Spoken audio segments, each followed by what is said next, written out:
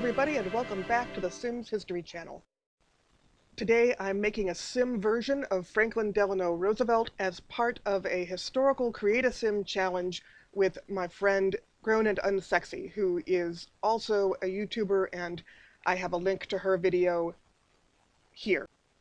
So this is like a regular create-a-sim challenge if you are a regular simmer, except that we are doing real people who are not celebrities. They're historical figures. Although I suppose actually Eleanor Roosevelt and Franklin Roosevelt kind of were celebrities.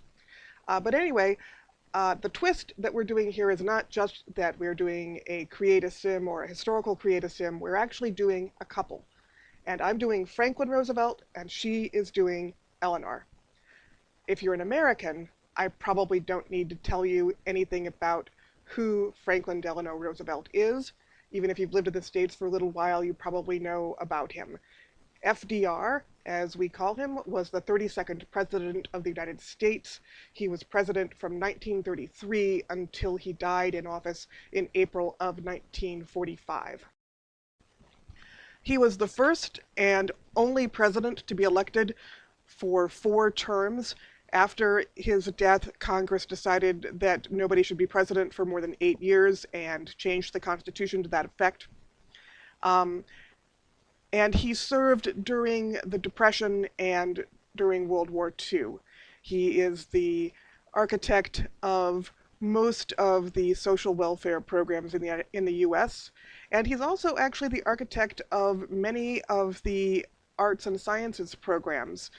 The Works Progress Administration, which is a lesser-known office of the alphabet agencies that he created, is one of the most important for people with my profession, historians, because they paid people to go all over the United States and record folklore and record property lines and local history and just do an amazing number of things that are now incredibly useful for contemporary historians.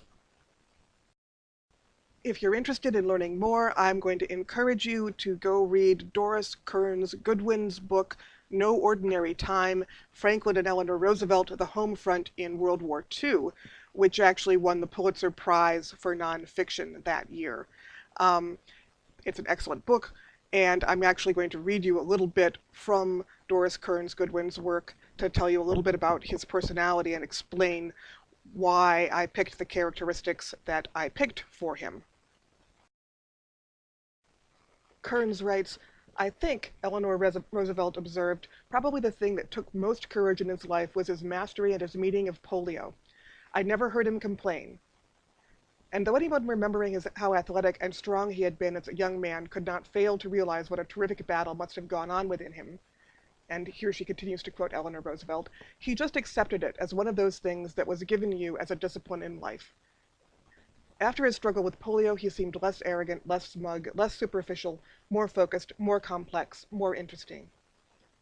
Francis Perkins said, "There had been a plowing up of his nature. The man emerged completely warm-hearted, with a new humility of spirit and a firmer understanding of philosophical concepts. He had always taken great pleasure in people, but now they became what one historian has called his vital links to life.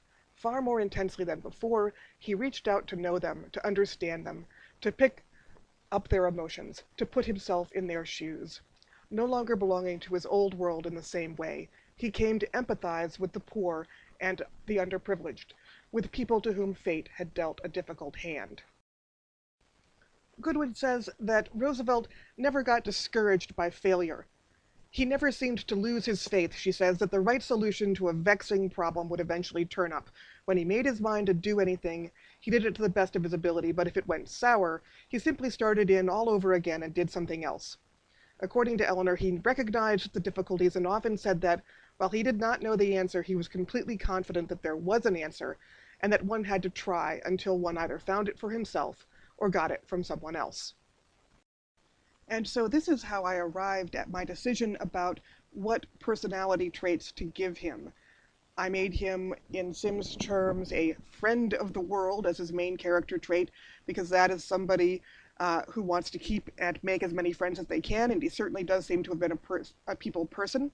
I made him self-assured, because those Sims tend to be confident and can actually uh, help other Sims feel more confident. I made him active because active Sims can pump up other Sims and can become upset if they don't exercise for a period of time. And it's pretty clear that he was actually both an athletic guy and an active guy. And, obviously from those quotes we heard, he was able to make other people feel energized. And finally, with the fourth trait that I picked good. And I don't know that I would have picked that for him as a young man, but based on the description that we have of him uh, post polio, I think that that is a good choice.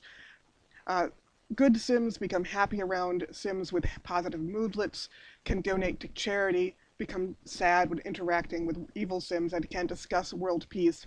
And actually, I do think that because of the empathy that they talked about him having, because of his concern for others, that became much more uh, important to him as an older man, that that is the fourth characteristic that I want to choose for him.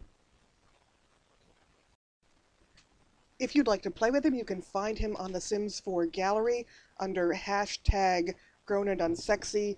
Also, I've got him under hashtag Historical Couple Challenge and under hashtag FDR. I was kind of surprised that I could not find a version of him already made. I found his uncle. I found at least 15 versions of Joseph Stalin and a good half dozen versions of Hitler, but apparently Franklin Delano Roosevelt has not been making the cut. So if you want to play him, you'll be one of the few. Anyway, I hope you enjoy watching this video. There is a little bit of a sneak in the end of it if you look closely. Well, you don't have to look that closely. They found some footage of him actually walking for the first time in Pennsylvania, and that few seconds of footage I found on YouTube, and I've shown it here so that you can see it yourself. I think one of the most important things about Roosevelt was that as a handicapped person, he does actually, he represents one of the first extremely important and well-known handicapped people in the United States, even though he actually kind of hid that disability or the extent of his disability during his life. I think that his accomplishments can be an inspiration for others. And you'll notice at the end of the video that I spend quite a bit of time trying to figure out what kind of walk to give him, because there isn't one available in The Sims for someone who really struggles to walk, as he did at this point in his life. And the one piece of custom content that I really seriously thought he ought to have would be a wheelchair. But of course that certainly does, although you can find custom content wheelchairs, they don't come up in Create a Sim. So anyway, I leave you with Franklin Delano Roosevelt, and I encourage you to go look at Grown&Unsexy's video, because she probably did a better job with her actual portrait than I did. You know, so it is. You have the kind of portrait quality that you would expect from someone who's spent the better part of 30 years studying history instead of art. Uh, until next time, this is Professor Lilith, and this is the Sims History Channel.